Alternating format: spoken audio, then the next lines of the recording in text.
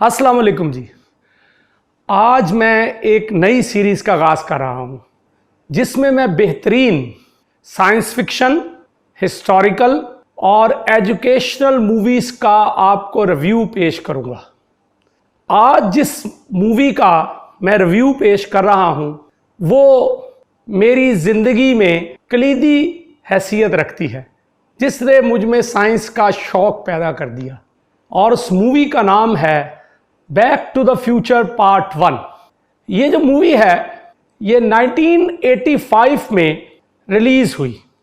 ये movie Hollywood की बेहतरीन साइंस फिक्शन मूवीज़ में तस्वुर की जाती है।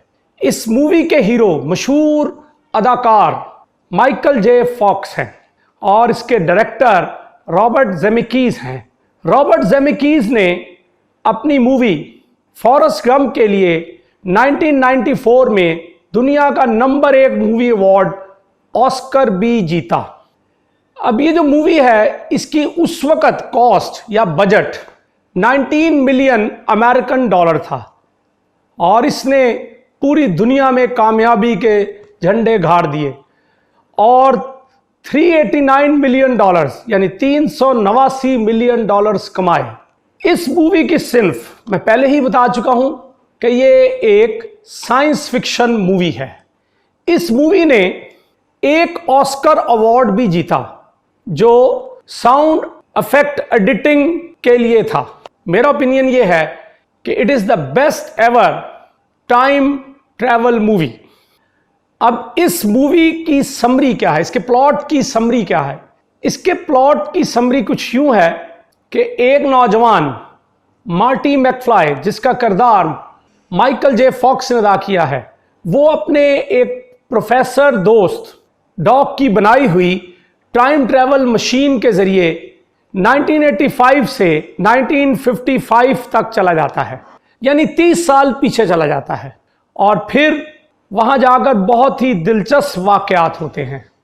टाइम ट्रैवलिंग से पहले मूवी में दिखाया जाता है कि मार्टी मैकफ्लाई के जो वालिद जॉर्ज मैकफ्लाई हैं और उनकी वालदा जो लॉरेन हैं, उनके दरमियान अच्छे अज़दवाजी ताल्लुकात नहीं हैं। जॉर्ज मैकफ्लाई एक बुज़दिल, शर्मीले और बेवकूफ़ इंसान दिखाए गए हैं जो अपने कॉलेज के एक फेलो या कॉलेज के एक दोस्त बिफ से बहुत डरते हैं और वो अपनी अमली ज़िंदगी में भी कामयाब नहीं हैं। अब जब मार्टी मैकफ्लाई 1955 में पहुंचता है तो वो उस दौर के लिहाज से बहुत स्टाइलिश नज़र आता है, बड़ा दबंग नज़र आता है। लिहाजा उसकी माँ लॉरेन 1955 के दौर में मार्टी मैकफ्लाई के शहर में गिरफ्तार हो जाती है।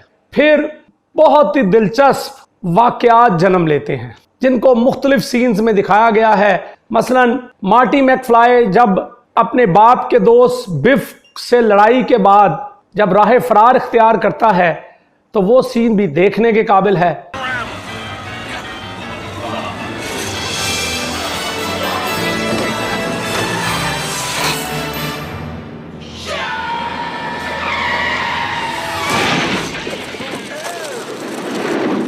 इसके अलावा जब उसकी माँ उसके शहर में गिरफ्तार होती चली जाती है, यानी लॉरेन उसके शहर में गिरफ्तार होती चली जाती है, तो फिर दिखाते हैं कि मार्टी मैकफ्लाई के पास एक 1985 की तस्वीर होती है और उस तस्वीर में उसके अलावा उसके 2 बहन भाई भी होते हैं और वो जू इवेंट्स आगे बढ़ते हैं तो उस तस्वीर पर पुरस्कार तौर पर उसके बहन भाई गायब होना शुरू हो जाते हैं, जिसका मतलब ये है कि उसने अपने माजी के वाक़यात को तब्दील किया है, जिसकी वजह से उसके 1985 के वाक़यात भी तब्दील होना शुरू हो गए हैं।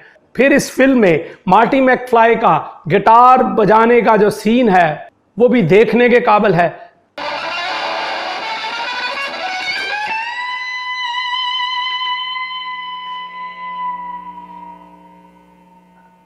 इस फिल्म में दिखाया जाता है कि मार्टी मैकफ्लाई अपने बाप की बेवकूफ़ी को, उसकी बुज़दिली को और उसके शर्मीलेपन को कैसे ख़त्म करता है और अपने माँ बाप की रीयूनियन कैसे करवाता है।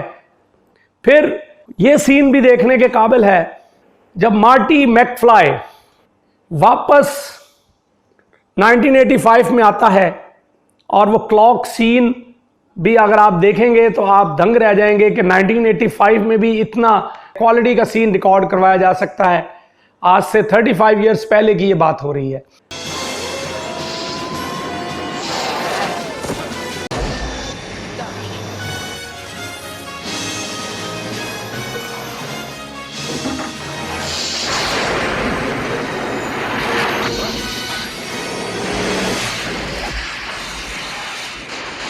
फिल्म का अख्ताम भी बहुत ही अमेजिंग है।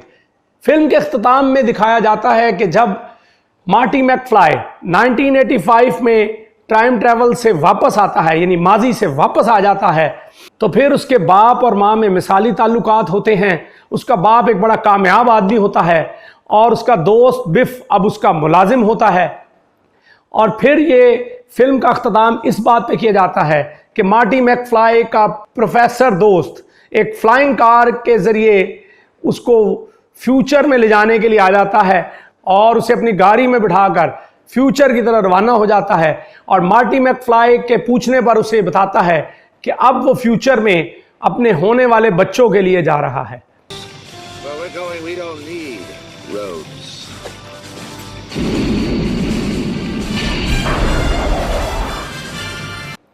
अब इस फिल्म का जो ओवरऑल इंप्रेशन है वो ये है कि ये बड़ी जॉयफुल मूवी है, बड़ी ह्यूमरस है और इस फिल्म की बुनियाद इंसानी रिश्तों पर है। इस मूवी का मकसद पुरमज़ा और रोमानवी तरीके से आम इंसानों को टाइम ट्रैवल से मुतारफ कराना है। अब इसकी जो फिल्म मेकिंग है वो भी लाजवाब है। इसके जो स्पेशल इफेक्ट्स हैं, इसके जो साउंड इफेक्ट्स हैं, इसकी जो सिनेमाटोग्राफी है जिसमें मुख्तलिफ कैमरा एंगल्स का इस्तेमाल और साउंड एडिटिंग बेमिसाल है। अब इस फिल्म का डीप मीनिंग क्या है, यानी इस फिल्म से हमें क्या सबक हासिल होता है? इस फिल्म से हमें यह सबक हासिल होता है कि हमारे माजी में किए गए अमाल हमारे मुस्तकबिल का तयन करते हैं। मसलन आपने इस फिल्म में देखा कि मार्टी मैकफ्लाई जब सन 1955 में जाता है तो जो वो अपने वालिदैन की ज़िंदगियों में तब्दीलियां लाता है उसका असर जब वो 1985 में वापस आता है तो वो वाज़े तौर पर वो असर नज़र आता है। अब आखिर में ये फिल्म तमाम टाइम ट्रैवल मूवीज़ की बुनियाद है, बिल्कुल उसी तरह जिस तरह न्यूटन और आइंस्टाइन की थ्योरीज साइंस की बुनियाद है। ये फिल्म हमें मज़ा, रोमांस और साइंस के नए जावियों से रोशनास कराती है। लिहाजा इस मूवी को हॉलीवुड की क्लासिक तरीन मूवीज़ में शुमार किया जाता है। उम्मीद है कि आपको मेरा ये रिव्यू पसंद आया होगा और फिल्म देखना मत भूलिएगा।